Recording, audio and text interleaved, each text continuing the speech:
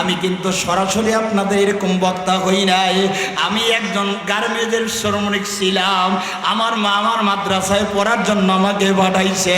আমি মাকে ডাক দিয়ে বলি, মা আমি মাদ্রাসায় পড়বো না, আমার মাদ্রাসায় পড়া আমার মাথায় ঢুকে না, আমার মা আমি পড়া আমার মাথায় ঢুকে না। আমার মা ডাক দিয়ে বলে, বাবা আমি তোমার জন্য যা যা লাগে সব আমি করব। আমি মায়ের কাছে না বলিয়া ঢাকা আপনারা চিনবেন, হেমায়েতপুর সাভার আছে, সাভার হেমায়েতপুর, এই শোভাপুরে একটা জায়গা, ওই জায়গাটায় আমি এখন বয়ান করার জন্য প্রতি বছর যাই। ওই জায়গাটায় যাই আমি একটা গার্মেন্টের চাকরি লইলাম।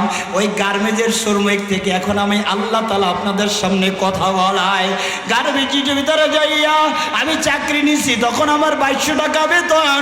আমার মা খবর পাইয়া 4-5 দিন তালাশ করিয়া আমার বিশ্রাইয়া বাইর করছে। আমি 4-5 দিন ডিউটিও করছি। আমি চাইতেছি আমার পাঞ্জাবি জামা আর আমি গায়ে দিব না, দাড়ি অল্প অল্প উঠছে, তখন আমি আর দাড়িও ডাকবো না।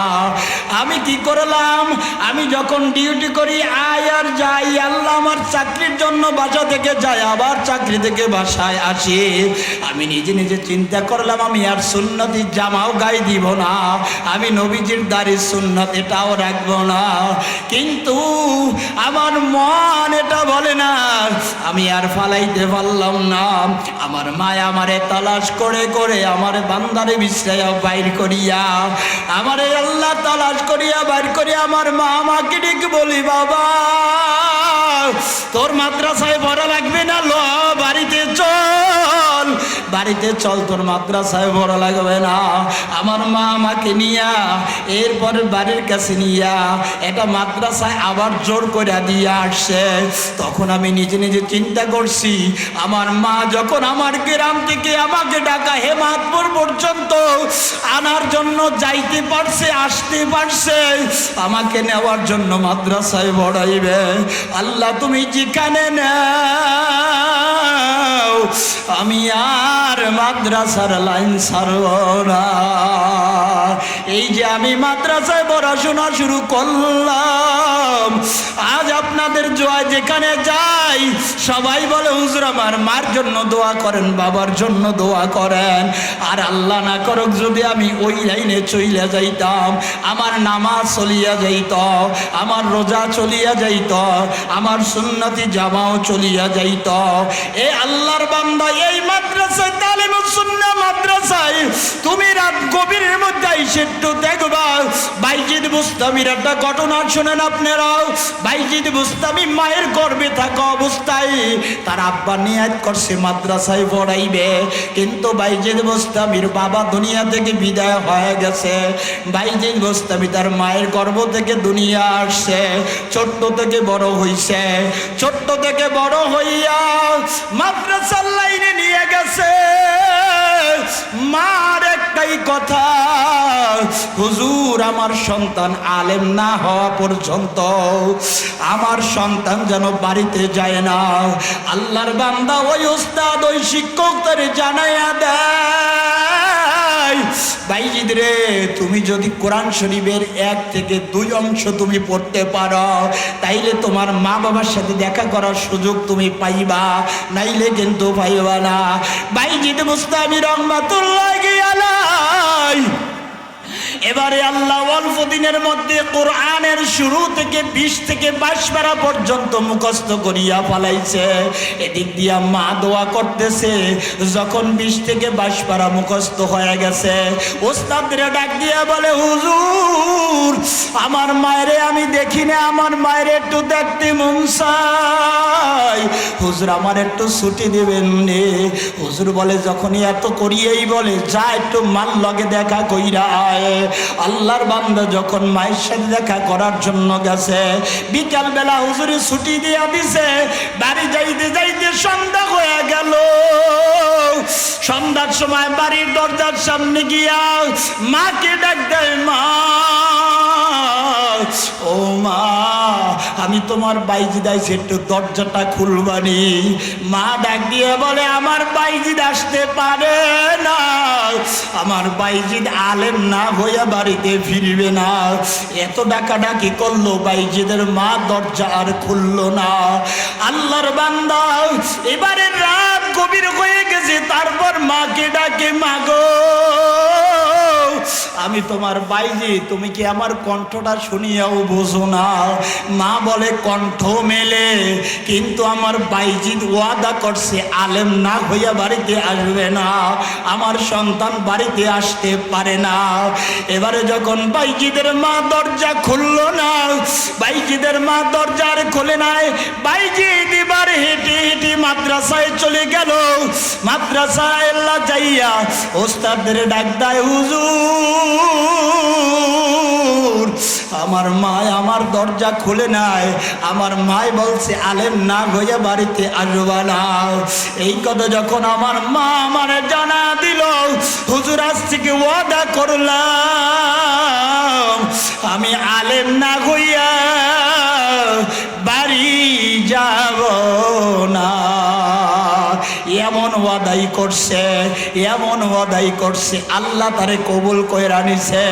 যখন হেফজ পড়া শেষ হয়ে গেছে, আলেমও শেষ হয়ে গেছে, হুজুর জানাইল, এই বাইজি তোমার মাকে জানাই দাও, তোমারে আগামীকাল সকালে পাগড়ি দেওয়া হবে, তুমি বাড়িতে চলে যাবা। আল্লাহ নবী আল্লাহ বাইজিদের ওস্তাদের স্বপ্নে দেখায়, বাইজিদের ওস্তাদ আপনি শুনেন, বাইজিদের একটা পাগড়ি দিবেন না, বাইজিদের পাগড়ি দেওয়া হবে দুইটা, একটা দিবেন আপনার পক্ষ থেকে আলেম হয়েছে জন্য, আর একটা দেবেন আমার পক্ষ থেকে বাইজিদ মায়ের কথা মানার কারণে। আমার বাইজিদের আমার মাওলা যতটা কবুল করছে, এই জন্য আমার পক্ষ থেকে একটা পাগড়ি তারে দিয়া দিবেন। বাইজিদ আলেম হয়ে বাড়িতে চলে গেল। আল্লাহর বান্দা এবার মায়ের যায় ডাকে দেয়, ও মাগো মা, আমি বাইজিদ বাড়িতে আসছি। যাইয়া দেখতেছে বাইজিদের মা কান্না করতে করতে, বাইজিদের মার চক্ষু দুইটা বন্ধ হয়ে গেছে, বাইজিদের মার চোখে দেখে না। বাইজিদের কণ্ঠের আওয়াজ পাইয়া এবারে বাইজিদের মা ডাক দেয়, বাবা বাইজিদ কই, আমি তোমার কণ্ঠের আওয়াজ পাই। ও বাইজি আমার হাতটা একটু ধর, আমার হাতটার কাছে দুই একটু আয়। বাইজি যখন যাইয়ে তার মায়ের ধরছে, বাইজিদের গালে চুমো দেয়, কপালে চুমো দেয়। বাইজিদের জন্য তার মায়ের দোয়া এমন দোয়া আল্লাহর দরবারে করল, আমার বাইজিদের আল্লাহ তুমি জমানের ওলি বানা দাও। এজন্য আমি নারায়ণগঞ্জের মানুষ, আপনারা দুইটা পাও আগায়া দেন, আমি পাও দুইটা ধরিয়া বলিয়া যাই, আব্বা আম্মা থাকলে বেয়াদবি করব না, আজ থেকে ওয়াদা করব আর নামাজ ছাড়ব না, আর বেপরদায় চলাফেরা করব না, গুনাহের কাজের কাছেও আমরা যাব না, নেক কাজ যত ছোট হোক আমরা ছাড়ব না, আর গুনার কাজ যত ছোট হোক করব না। মনের মধ্যে যদি আল্লাহর ভয় হয়, আল্লাহ তাআলাকে আল্লাহরে খুশি করার জন্য আমরা দুই হাত উঁচা করিয়া মালিকের দেখা দেই, আল্লাহ আর অন্যায় করব না, আল্লাহ তুমি হাত দুইটা কবুল করিয়া নাও, আল্লাহ তওবাকে কবুল করিয়া নাও, আল্লাহ এই তওবার উপর আমাদের ঠিক দেখার তৌফিক দিয়া দাও। জোরে চিল্লা বলেন আমিন। আল্লাহ তাআলা দুনিয়ার মধ্যে অসংখ্য অগণিত মাখলুকাত আল্লাহ সৃষ্টি করেছেন। অসংখ্য মাখলুকাতের মধ্যে আল্লাহ তাআলা মানুষও সৃষ্টি করেছেন। আল্লাহ তাআলা মানুষ সৃষ্টি করে আল্লাহ তাআলা জানায় দেয় সৃষ্টি যার ইবাদত চলবে তার। এখন আমার প্রশ্ন, আপনারা প্রশ্ন করতে পারেন, হুজুর আমরা যে ইবাদত করব, আল্লাহ আমাদের কতদিন ইবাদত করতে বলেছেন, কত সময় ইবাদত করব রে গোলাম?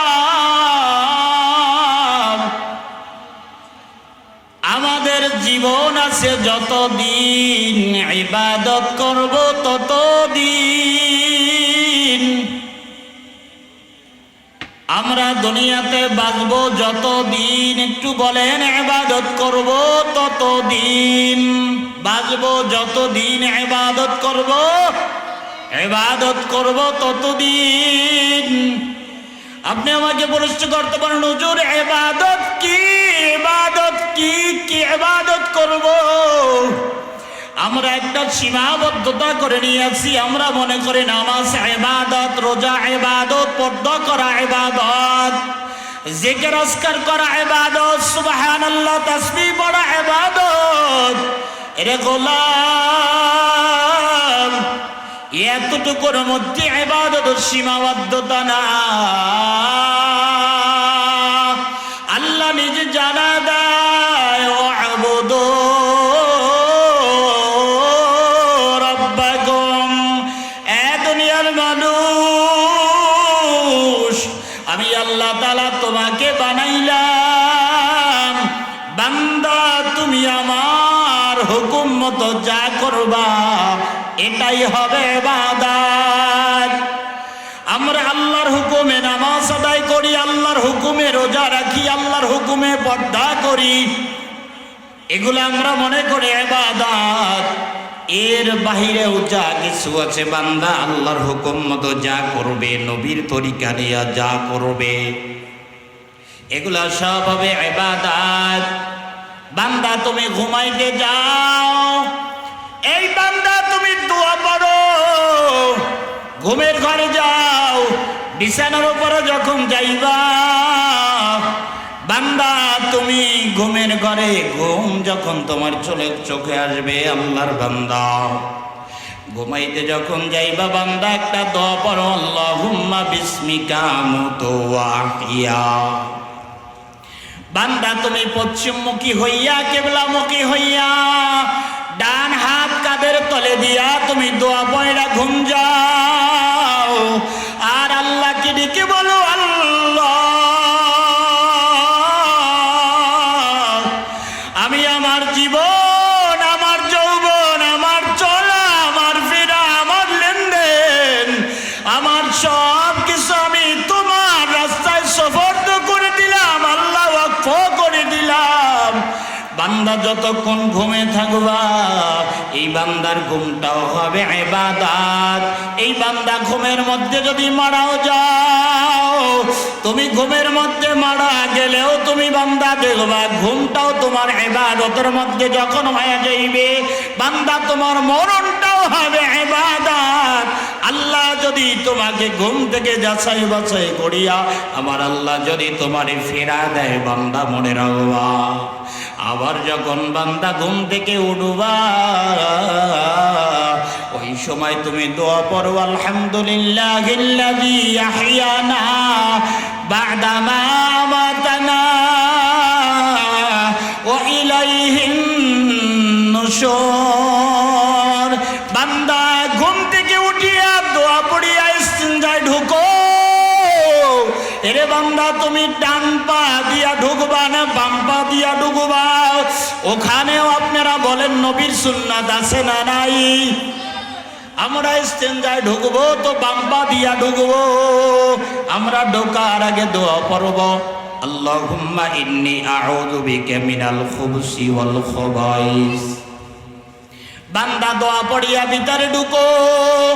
এ বান্দা দোয়া পড়িয়া ভিতরে ঢুকা ইস্তেঞ্জায় বসিয়া বাম পায়ের উপরে ভাত দিয়ে ইস্তেঞ্জার কাজ শেষ করো। এরপরে বান্দা ওযু বানাও। ওযু বানাইয়া বান্দা তুমি বাহিরে বের হও। বান্দা তুমি ডান পা দিয়ে বের হইয়া দোয়া পড়ো, গুফরানাকা আলহামদুলিল্লাহিল্লাযী আযহাবা আন্নিল আযা ওয়া আফানি। বান্দা দোয়া পড়বা যতক্ষণ পর্যন্ত ইস্তেঞ্জার মধ্যে ছিলা, আমার আল্লাহর রহমতের ফেরেশতারা তোমার ইস্তেঞ্জাটাও আল্লাহর ফেরেশতারা তোমার ইবাদতের মধ্যে গণ্য করিয়া নিবে। এ বান্দা তুমি যখন ওখান থেকে আসবা বাসার মধ্যে ঢোকো, বাসার মধ্যে ঢোকার সময় তুমি সালাম দিয়া প্রবেশ করো। আসসালামু আলাইকুম ইয়া আহলাল বাইত। এই বান্দা তুমি ঘরের মধ্যে ঢোকো, ঘরের মধ্যে ঢোকার আগে সালাম দাও। সালাম দিয়া বান্দা যখন ঘরের মধ্যে ঢুকিয়া নামাজের মুসল্লা নিয়া তুমি নামাজের দিয়ে রওনা দাও। ঘর থেকে বের হওয়ার দোয়া পড়ো, বিসমিল্লাহি তাওয়াক্কালতু আলাল্লাহ। আল্লাহ আমি তোমার রাস্তায় বের হলাম, আল্লাহ তোমার নামের জন্য বের হলাম, তোমার নাম নিয়ে বের হলাম রে আল্লাহ। আল্লাহ তুমি আমার হাঁটাটা ইবাদতের মধ্যে গণ্য করিয়া দিবা। বান্দা যখন আল্লাহ মসজিদে ঢুকবে আপনারা একটু জবাব দেন। ও নারায়ণগঞ্জের মানুষ, আপনারা মসজিদে কোন পা দিয়ে ঢুকেন? ডান পা দিয়ে না বাম পা দিয়া? ডান পা দিয়ে মসজিদে ঢুকেন আর দোয়া পড়েন, আল্লাহুম্মা আফতাহ লি আবওয়াবা রাহমাতিক। বান্দা মসজিদের মধ্যে ঢুকো, দুনিয়ার কথা বাদ দাও, দুনিয়ার কেউ নাই, দুনিয়ার মধ্যে আমার মাও নাই, আল্লাহ বাবাও নাই, আমার মেয়ে নাই, ছেলে নাই, আমার দুনিয়ার মধ্যে কিচ্ছু নাই। আল্লাহ তোমার ঘরে আমি আইসা বইসা গেলাম। ওই আল্লাহ যায় নামাজে বসিয়া আল্লাহর দরবারে কোনো দুনিয়াবি কথা না বলিয়া আল্লাহর দরবারে দুই হাত তুলিয়া আল্লাহর দরবারে একটু আল্লাহরে ডাক দাও, দয়ার আল্লাহ আমি আমার দুনিয়ার কোন ঘরে যাই নাই, আমি তোমার ঘরে আসছি রে আল্লাহ, তোমার ঘরে আমি আইসা বইসা গেছি রে আল্লাহ। আল্লাহ তুমি আমার যা লাগে তুমি সব দিয়া দাও। বান্দা মুনাজাতের মধ্যে আল্লাহর ডাক দিয়ে বলো, আল্লাহ আমার খাবারের অভাব, আল্লাহ তুমি রিজিকের ব্যবস্থা করে দাও। আল্লাহ আমার গুনার অভাব নাই, আমার গুনার খবর আমার মা জানে না, আমার গুনার খবর আমার বাবা জানে না, আমার গুনার খবর আমার মেয়ে জানে না, ছেলে জানে না, স্ত্রী জানে না, ঘরের কেউ জানে না, বাড়ির কেউ জানে না, আমার সমাজের লোককে গুনার খবর জানে না। আল্লাহ তুমি তো গুনার খবর জানো। আল্লাহ তোমার কাছে আমি সব থেকে পানা চাইতেছি। আমার আল্লাহ ডাইকা বলে, বান্দা যখন ঘর থেকে বের হইয়া কোন ঘরে যায় না, আমার ঘরে চলে আসছে। এই আল্লাহ ডাক দিয়ে বলে, বান্দা রে আমি তোরে বানাইলাম, আমার ঘরে যখন চলে আসছো,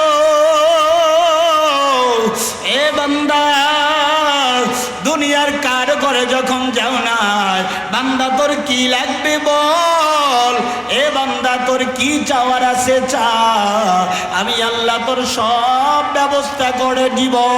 আল্লাহর বান্দা যখন মসজিদকে বের হইয়া বান্দা তোমার নিজের কাজের জন্য যাইবা, ও ঢাকা নারায়ণগঞ্জের মুসলমান, ও এলাকার যুবক ভাই, বৃদ্ধ বাবাজি আমার, বর্তালে আমার আম্মা জানেরা, একটা কথা মনে রাখো বাবা, তুমি যা আল্লাহর নাম নিয়ে করবা আর নবীজির সুন্নাত মোতাবেক নিয়ে যা কিছু করবা সব হবে ইবাদত। এখন আপনারা বলেন, আমরা ইবাদত করব কতদিন? বাঁচবো যতদিন। ইবাদত করব কতদিন বলেন? বাঁচবো যতদিন। আল্লাহ এগুলো সব ইবাদতের মধ্যে নিবে। এরপরে আমার আল্লাহ ডাক দিয়ে বলে, ওয়াকাদা রাব্বুকা আল্লা তা'বুদু ইল্লা ইয়্যা ওয়া বিল ওয়ালিদাইনি ইহসানা।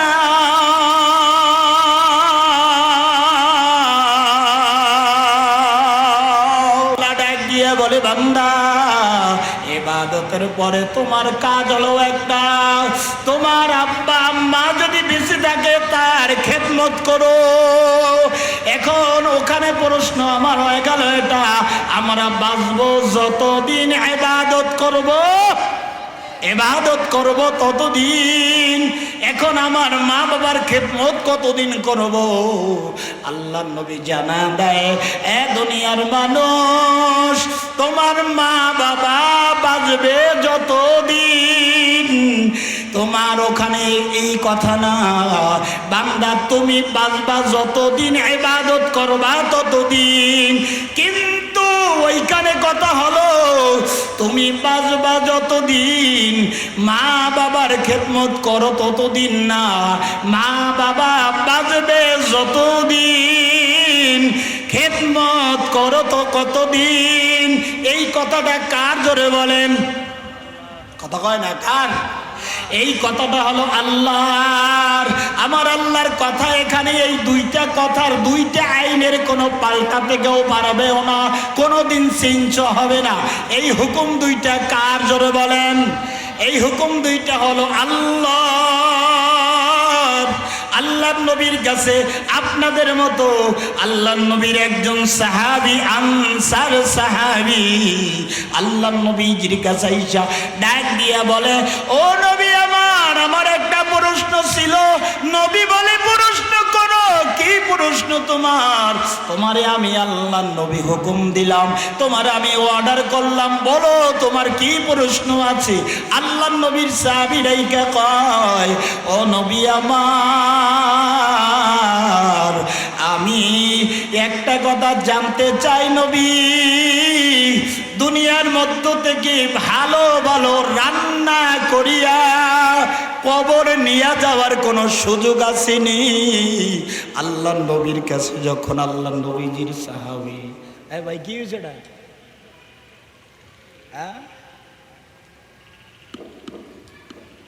বাইরা আমার, আল্লাহ নবীজির কাছে সাহাবী জিজ্ঞাসা করেছেন, নবী আমার দিকে সকলে তাকান, আল্লাহ নবীজির কাছে জিজ্ঞাসা করে, নবী আমার, ভালো ভালো রান্না করিয়া, ভালো ভালো রান্না করিয়া নবীজি কবর নিয়ে যাওয়ার কোনো সুযোগ আসেনি? নবী ডাক দিয়ে কয়, অবলার মতো প্রশ্ন কেন করো? এগুলা তো কোনোদিন সম্ভব না। আল্লাহ নবী তার দিকে তাকায় আছে। আল্লাহ নবী তাকায় থাকার পর সাহাবী আর কোনো কথা কয় না। আল্লাহ নবী তাকায় তাকায় দেখে সাহাবী ফোফাইয়া ফোফাইয়া কান্না করে। আল্লাহ নবীজি জিজ্ঞাসা, ও সাহাবী তুমি কেন কান্না করো? কয়, আল্লাহ নবীজি আমি যখন দুনিয়ার মধ্যে আমি ছোট বাচ্চা ছিলাম, তখন আমার বাবাকেও দেখেছি, মাকেও দেখেছি। ও নবী, আমার বাবা কত কষ্ট করত। আপনাদের ইমাম সাহেব আরিফুর রহমান নাজিরপুরি হুজুরের মাদ্রাসায় ছোট্ট ছোট্ট বাচ্চারা পড়াশোনা করে। এই বাচ্চাদের দেখবেন অনেকের আব্বা নাই, মা নাই। আল্লাহর নবীজি এবার নবীজির দিকে তাকাইয়া, আল্লাহর নবীজির দিকে তাকাইয়া সাহাবী চোখের পানি ফালায়া ফালায়া কান্না করে। নবীজি তাকাইয়াছে, ও সাহাবী কেন কান্না করো? কোনো কথা কেন বলো না? কয়, নবী আমার আব্বারে দেখছি কত কষ্ট করেছে, আম্মারে দেখছি কত কষ্ট করেছে। আল্লাহর নবী, তখন আমি আল্লাহ ছোট, মা বাবার কষ্ট বুঝতাম না। ও নবী, এখন আমি বড় হয়েছি, আমার টাকার অভাব নাই, আমার বাড়ির অভাব নাই, আমার সম্মানের অভাব নাই। ও নবী, এখন আমার মন চাইলে আমার আব্বারে ভালো কিছু আমি খাওয়াইতে পারি না, আমার মাকেও ভালো কিছু খাওয়াইতে পারি না। এ দুনিয়ার মারা, আমার বাবারা, বাবাহারা, আমার যুবক ভাইরা, আল্লাহ নবীজির দিকে তাকাইয়া সাহাবী জোরে জোরে কান্না শুরু করেছে। আর আমরা ওই যুবক আল্লাহ নবীজির সাহাবী ছিল মা বাবার পাগল, আর আমরা দুনিয়ার মধ্যে বাড়ির পাগল, গাড়ির পাগল, সম্মানের পাগল, টাকার পাগল, আজকে ক্ষমতার পাগল, চেয়ারের পাগল, আমরা পদের জন্য পাগল। একটু আওয়াজ দিয়ে বলেন, পাগল হব কার? আল্লাহর পাগল। পাগল মন আমার তুমি কারলা গিয়া করলা রে বাড়ি ঘর। পাগল মন আমার তুমি কারলা গিয়া করলা রে বাড়ি তলায় বাতি জ্বলে, ওপর তলায় বাতি জ্বলে, নিচতলাতে অন্ধকার তুমি কারলা গিয়া করলা রে বাড়ি ঘর। পাগল মন আমার তুমি কারলা গিয়া করলা রে বাড়ি ঘর। ভাই বলো বন্ধু বলো, কেউ নয় রে আপন তোমার। ভাই বলো বন্ধু বলো,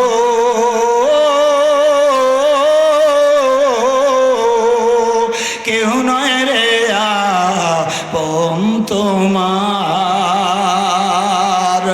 দু চারটা দিন কেঁদে দু চারটা দিন কেঁদে লইবে না আর খোঁজ খবর তুমি কারলা গিয়া করলা রে বাড়ি ঘর। পাগল মন আমার তুমি কারলা গিয়া করলা রে বাড়ি ঘর। দুই দিনের রতামাশা আর যত স্বপ্ন আশা, দুই দিনের রতামাশা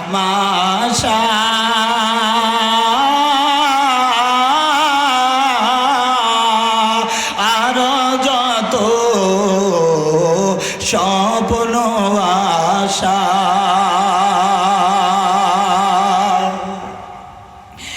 এই দুনিয়া সারার পরে, এই দুনিয়া সারার পরে আসল বাড়ি মাটির ঘর তুমি কারলা গিয়া করলা রে বাড়ি ঘর। পাগল মন আমার তুমি কারলা গিয়া করলা রে বাড়ি ঘর। জোরে ডাক দিয়ে বলেন আমাদের বাড়ি কই? আমাদের বাড়ি হলো কবর। আজ দুনিয়ায় মানুষ বাড়ির জন্য পাগল, গাড়ির জন্য পাগল, টাকার জন্য পাগল। সাহাবী ডাক দিয়ে বলে নবী আমার ছোট্ট বয়সে আমার বাবাকে অনেক কিছু খাওয়াইতে মন চেয়েছে।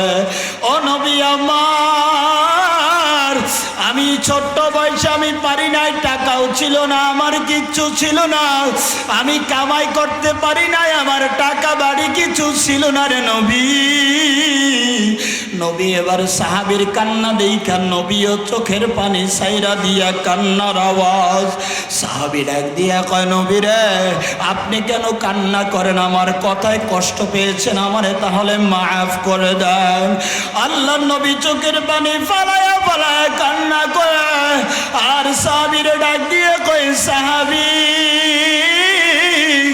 আমি তোমার কথা শুনিয়া কান্না করি। ও সাহাবী তুমি তোমার ছোট্ট বয়সে বাবার হাত ধরিয়া বাজারে গেছো, দোকানপাটে গেছো। ও সাহাবী তোমার বাবার হাত ধরিয়া তুমি বিভিন্ন জায়গায় গেছো, কিন্তু আমি নবীর দিকে তাকাইয়া দেখ আমি নবী মায়ের গর্ভে থাকা অবস্থায় আমার বাবারে হারাইলাম। আমার আমার বাবারে আমি কোনোদিন দেখি নাই। আমার বাবার চেহারা কেমন, আমার বাবার হাত তো দূরের কথা, আমার বাবার চেহারা আমি দেখি নাই। আমার যখন 6 বছর বয়স, এই বয়সে আমার মায়ের হারাইলাম। এজন্য আমি কান্না করে আল্লাহ নবীর কাছে সাহাবী জিজ্ঞাসা করে, নবী তাইলে আমি এখন মা বাবার খেদমত কেমন করিয়া করব? আল্লাহ নবী হাদিসের মধ্যে জানায় দেয়, ও সাহাবী, তোমার মা বাবা যদি বেঁচে নাও থাকে, আর যাদের মা বাবা দুনিয়ার মধ্যে বেঁচে আছে, ভালো করিয়া শুনিও, ওলামায়ে কেরামের অভাব নাই। নবী আমার হাদিসের মধ্যে বলে, যদি কোনো দুঃখিনী মা কারো বেঁচে থাকে, মাকে যদি সকালবেলা তোমার তৌফিকে যা ধরে তুমি 1 গ্লাস দুধ পাচ্ছো, মাকে 1 গ্লাস দুধ কিনিয়া খাওয়াও। যদি একটা ফল পারো, একটা ফল কিনিয়া মায়ের মুখে দাও, বাবার মুখে দাও। আল্লাহর নবী বলে, তুমি সকালে তোমার মাকে খাওয়াইলা, আর যদি তুমি বিকালে মারা যাও, আল্লাহর নবী বলে ডাক দিয়া, এ দুনিয়ার মানুষ, তোমার মা বাবারে খাওয়ার কারণে তুমি যদি রাতে মারা যাও, তাইলে তুমি একটা জান্নাতের মালিক হয়ে গেলা। আল্লাহর নবী ডাক দিয়া বলে, সন্ধ্যাবেলা যদি তুমি কাজ থেকে ফারিক হয়ে যখন তুমি বাসার মধ্যে চলে আসবা, তোমার মার জন্য যা পারো তুমি নিয়ে আইসা তোমার মায়ের হাতে দিবা। তোমার মা ডাক দিয়ে বলবে, আল্লাহ দেখছুনি আমার সন্তানটা নারায়ণগঞ্জ বাজারের মধ্যে কাজ করে, পঞ্চবটি কাজ করে, কাশীপুর বাজারে কাজ করিয়া আমার জন্য একটা খাবার নিয়ে আসছে রে আল্লাহ। আমি মা তোমার দরবারে দোয়া করলাম, আল্লাহ তুমি আমার সন্তানটারে আরো উঁচু জায়গায় নিয়ে যাও, আল্লাহ তুমি কামাইয়ের মধ্যে বরকত দিয়া দাও। মায়ের দোয়া যদি মা দোয়া করে আল্লাহর দরবারে, কখনো আল্লাহ ফিরাইয়া দিতে পারে না। এজন্য আমি বলিয়া যাই, এটা ও যুবক ভাই, যার মা আছে আজকে মায়ের সাথে যদি বেয়াদবি করিয়া থাকো, নারায়ণগঞ্জের মধ্যে অনেক আমার ভাইরা থাকতে পারে, আল্লাহ দেখবেন এটা। আল্লাহ ঢাকা শহরে বিবি সাহেবরে নিয়ে ভালো ভালো ফ্ল্যাটে টাকা ভাড়া দিয়া থাকে। এরে আল্লাহর বান্দা, তোমার মা গ্রামের বাড়িতে কি খায়, না খাইয়া থাকে, খায় বা না খায়, খোঁজ খবর নেও না। আমি তোমার পায়ের উপর হাত দিয়েটা বলি, আমার যুবক ভাই, মা ডাকে কি যে মজা। তোমার এখন মা আছে বুঝবা না, যখন মা থাকবে না তখন বুঝবা। অনেক জায়গায় আমরা বয়ান করার জন্য যাই, আপনাদের মসজিদের ইমাম সাহেব হুজুর আরিফুল ইসলাম নাজিরপুরি সাহেব হুজুর, আমরা সহ বিভিন্ন দেশে আল্লাহ বিভিন্ন জেলায় সফর করি একই সাথে। আল্লাহর বান্দা, এতটুকু মনে রাখিয়েন, দুনিয়াতে যদি শান্তি পেতে চাও, তাইলে তুমি আল্লাহর ইবাদতের পরে আব্বা আম্মার খেদমত করা আমার লাগবে। এ ভাই, নিজে নিজে চিন্তা করিয়া দেখেন, তোমার মা তোমার জন্য কত কষ্ট করেছে। রাতে গভীরের মধ্যে তোমার মা তোমার জন্য ঘুমায় নাই, রাত গভীর হয়ে গেছে, সন্তান এখনো কাজ থেকে কেন বাড়িতে ফিরে না। আল্লাহর বান্দা, রাত গভীর হয়ে যায়, মা দরজা কিন্তু আটকায় না। আমরা যখন মাহফিলের সফল করিয়া রাত্র 12টা 1টা 2টার সময় বাড়িতে যাই, আল্লাহর কসম করে বলে, আল্লাহর কসম করে বলে, আমার মাকে একটার বেশি আমার ডাক দেওয়া লাগে না। আমার মা একটা ডাকের সঙ্গে সঙ্গে আমার ডাক দিয়ে বলে, বাবা আমি এখনো ঘুমাই নাই, এ মা দরজা আমি আটকাই নাই, বাবা দরজাটা খোলা। তুই বাবা দরজাটা ধাক্কা দিলি, দরজাটা খুলিয়া যাবে। তখন আমি মায়েরে জিজ্ঞাসা করি, বাবারে জিজ্ঞাসা করি, বাবা আমার মা রাতে খানা খেয়েছো? মা বলে, হ্যাঁ খানা খেয়েছি। মা আমি তোমার জন্য কিছু আনছি, তুমি খাইবা নে। আমার মা ডাক দিয়ে বলে, বাবা এখন তো ঘুম, তোর রাইখা দে, সকালবেলা আমি খাবো। আমার একটা ঘটনা আপনারা ভালো করে শুনেন, আমি আপনাদের কাছে এতটুকু কথা বলি, আমি আজ থেকে বিদায় নিব। আমি আল্লাহ এখান থেকে আল্লাহ মাদ্রাসা যখন পড়ি,